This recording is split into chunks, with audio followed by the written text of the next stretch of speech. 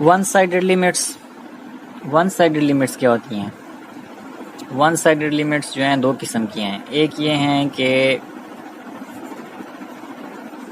Limit from left और दूसरी होती है लिमिट फ्रॉम राइट।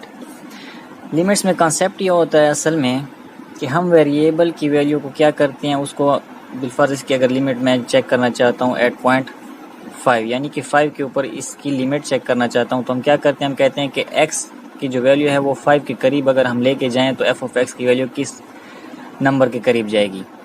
तो अब अगर हम कहते हैं कि लिमिट फ्रॉम लेफ़्ट का मतलब ये है कि हम x की वैल्यू यानी कि जो कोई 5 है उसको हम लेफ़्ट से अप्रोच करें। नंबर लाइन अगर हम लगाते हैं, यहाँ पे अगर 5 है तो यहाँ पे 4 होगा, 3 होगा, 2 होगा और इस तरफ जो है बड़े नंबर होंगे 7, 8 इस तरह। तो अगर हम लेफ़्ट से उसे अप्रोच करते हैं, ये लेफ़्ट साइड है, इस साइड से हम उसके करीब जाएंगे यानी कि वैल्यू इधर से पुट करना शुरू करें। फिर हम देखेंगे कि इसकी वैल्यू f ऑफ x की वैल्यू किस वैल्यू की तरफ अप्रोच करती है। इसी तरह अगर हम कहते हैं कि लिमिट फ्रॉम राइट है तो फिर हम इसकी वैल्यूज़ को इस तरफ से पुट करते हैं और फिर देखेंगे कि इसकी वैल्यू किस नंबर के करीब अप्रोच कर रही है। जब लेफ़्ट हैंड लिमिट और राइट हैंड लिमिट दोनों इक्वल आ जाएं तो उस पॉइंट के ऊपर उसकी हम कहते हैं कि उसकी लिमिट एग्जिस्ट करती है। एक फंक्शन मैं ले रहा हूँ f of x is equal to 6 divided by x minus 5। इस फंक्शन की हम क्या करते हैं, पहले लेफ्ट हैंड लिमिट मालूम करते हैं। उसको डिनोट करने के लिए हम करते हैं limit x approaches to 5 from left के लिए हम क्या लगाते हैं, ऊपर एक माइनस का साइन लगाते हैं। 6 डिवाइडेड बाई x माइनस 5। अब इसमें अगर मैं डायरेक्टली 5 पुट करता हूँ तो ये मेरे पास अनडिफाइंड केस आ रहा है। तो इसके लिए हम क्या करेंगे, 1 बाई 1 वैल्यूज इसमें पुट करेंगे। जैसे पॉइंट्स में हमने कहा था कि इससे थोड़े से छोटे नंबर देखेंगे। तो पहले हम क्या करते हैं, इसमें 4.5 पुट करते हैं। 4.5 पुट करेंगे तो 6 divided by 4.5 minus 5 this is equal to 6 divided by minus 0.5 और ये आ जाएगा 12, बल्कि माइनस 12 आएगा। अब इसमें क्या करते हैं, हम 5 के करीब जाएंगे ना, तो इसे मैं कर देता हूँ कि 4.9 में जब लूँगा तो ये हो जाएगा 6 divided by 4.9 minus 5 this is equal to 6 divided by minus 0.1 और जब ये इससे कटेगा ये 0 हो जाएगा और ये माइनस 60 आ जाएगा। इसमें मज़ीद 5 के करीब हम जाते हैं, 4.99 में पुट करता हूँ तो ये हो जाएगा 6 divided by 4.99 minus 5 this is equal to 6 divided by minus 0.01 और ये आ जाएगा माइनस 600। इस तरह चलते जाएंगे हम 4.99 पे जब जाएंगे तो ये हमें देगा वैल्यू माइनस 6000 और इस तरह देखते जाएं। तो जैसे जैसे हम क्या करते हैं 5 के करीब जा रहे हैं वैसे वैसे हमारी जो वैल्यू है वो बढ़ती जा रही है यानी कि इन्फिनिटी की तरफ जा रही है। अब लिमिट्स में जो है अनडिफाइंड चीज़ नहीं होती। जिस तरह हम फंक्शन की वैल्यू कहते हैं कि हम इसे डिफाइन नहीं कर सकते, लिमिट में जो है ना अनडिफाइंड वाली बात नहीं होती। लिमिट में क्योंकि हम एग्जैक्ट 5 की बात नहीं करें, क्योंकि एग्जैक्ट 5 के ऊपर इसकी वैल्यू जो है वो क्या हो जाती है, अनडिफाइंड हो जाती है, हम डिफाइन नहीं कर सकते और डिनोमिनेटर हमारे पास 0 आ रहा है। लेकिन यहाँ पे तो हम उसकी वैल्यू एग्जैक्ट 5 पुट नहीं करें बल्कि 5 के करीब तरीन नंबर्स देख रहे हैं। तो 5 के करीब तरीन जितने हम जाते हैं तो वो नंबर क्या हो रहा है, बढ़ रहा है। आप देखते जाएं एक एक नंबर मैंने 99 बढ़ाया तो वो पहले 60 था, फिर 600 हो गया, उसके बाद 6000 पे चला गया। इसके बाद अगर मैं एक और 9 लगा दूं तो ये 60,000 पे चला जाएगा। तो इसका मतलब ये है कि हम जैसे जैसे 5 के करीब जा रहे हैं इसकी वैल्यू क्या होती जा रही है, इस फंक्शन की वैल्यू बड़ी होती जा रही है। इसलिए हम उसका फिर आंसर हम लिखते हैं कि ये इन्फिनिटी की तरफ जा रहा है। लेकिन इन्फिनिटी कौन सी है, नेगेटिव इन्फिनिटी की तरफ जा रहा है। इसी फंक्शन की वैल्यू अगर मैं फ्रॉम राइट अगर मैं फाइंड करना चाहूँ तो उसे मैं लिखूँगा लिमिट x अप्रोचेज टू 5, ऊपर छोटा सा प्लस लगा देंगे। प्लस का मतलब ये है कि वो राइट से उसे अप्रोच कर रहा है, इस साइड से। 6 divided by x minus 5 direct value मैं इसमें पुट करूँगा तो ये मेरे पास इन्फिनिटी आएगा यानी अनडिफाइंड आएगा। तो हम उससे बचने के लिए हम क्या करते हैं, इसमें एक एक वैल्यू पुट करते हैं। लेकिन पुट हमने कहाँ से करना है, पॉजिटिव नंबर से, यानी उससे बड़े नंबर हमने देखने हैं। तो इस दफ़ा हम क्या करते हैं 5.5 से स्टार्ट करते हैं। 5.5 हम इसमें पुट करेंगे।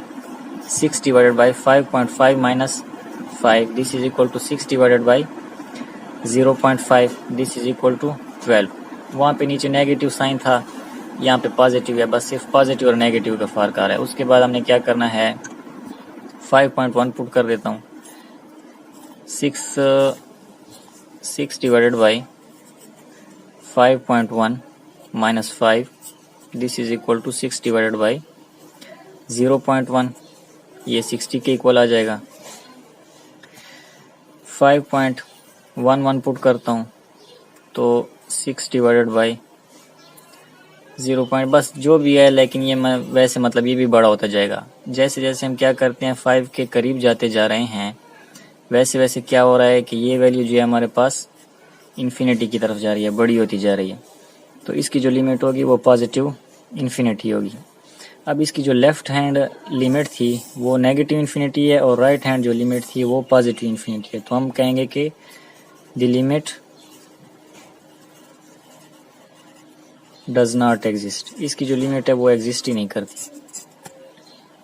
और एक करेक्शन मैं करना चाहूँगा कि ये 5.1 जो है ये छोटा है और ये जो है इससे बड़ा है। हमने क्या करना है, 5 के करीब जाना है, इससे ये 5.01 होना चाहिए। इसके बाद जो अगली वैल्यू पुट करेंगे वो 5.001 होगी। उसके बाद 5.00001, इस तरह आपने 5 के करीब जाते जाना है।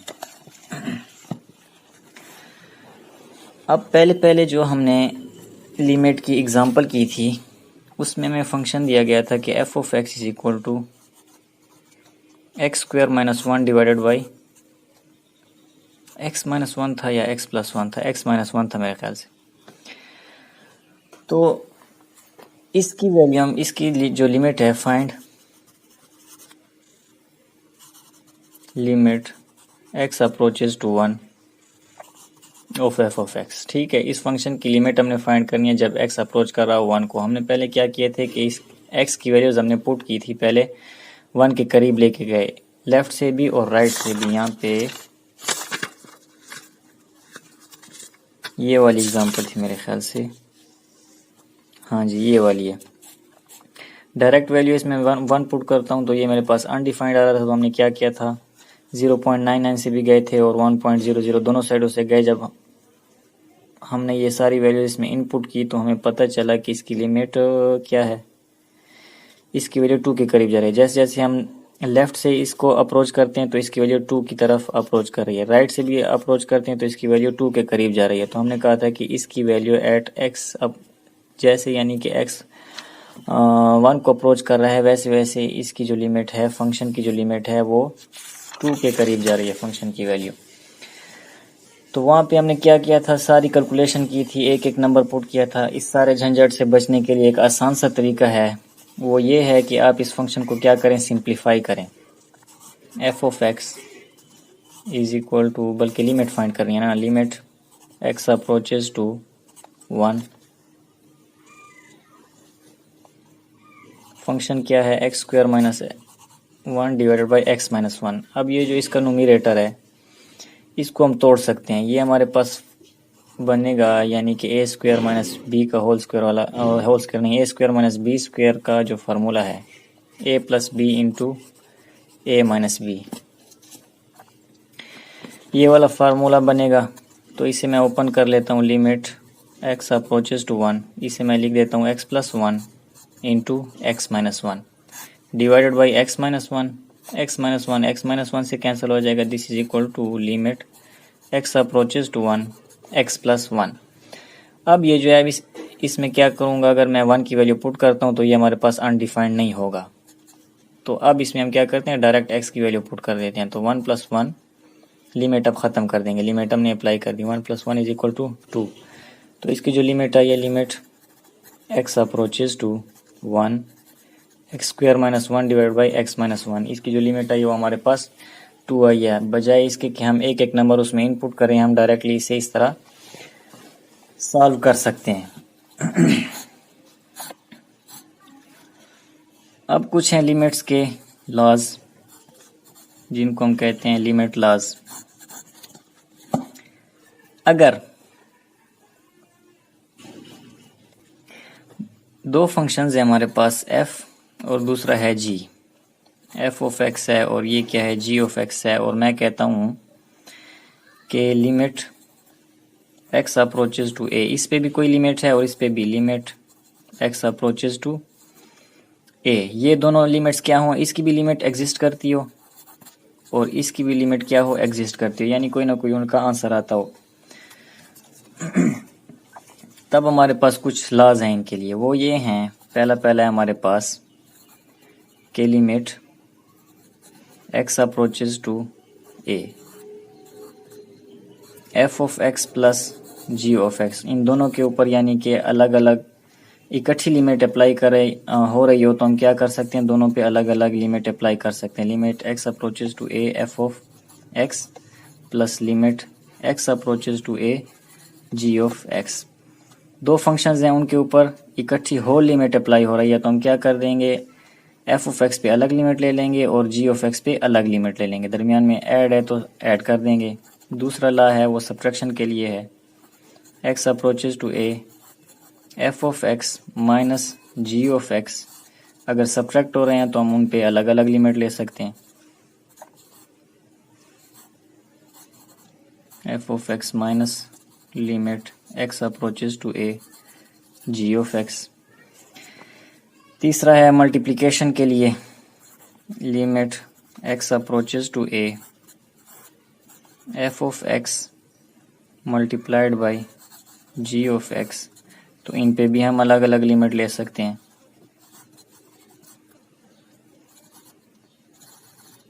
Multiplied by limit x approaches to a g of x।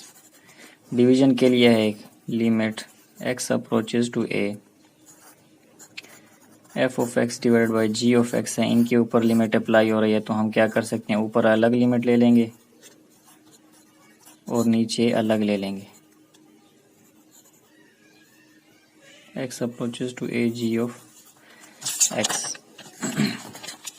एक और पांचवा भी है, अगर मेरे पास कोई कांस्टेंट सी है, कोई नंबर है, limit x approaches to a और वो किसी फंक्शन के साथ मल्टीप्लाई हो रहा है और उनके ऊपर अगर लिमिट अप्लाई कर लें तो c को हम बाहर निकाल लेंगे और लिमिट जो है वो क्या होगी, सिर्फ और सिर्फ वेरिएबल या फंक्शन के ऊपर अप्लाई होगी।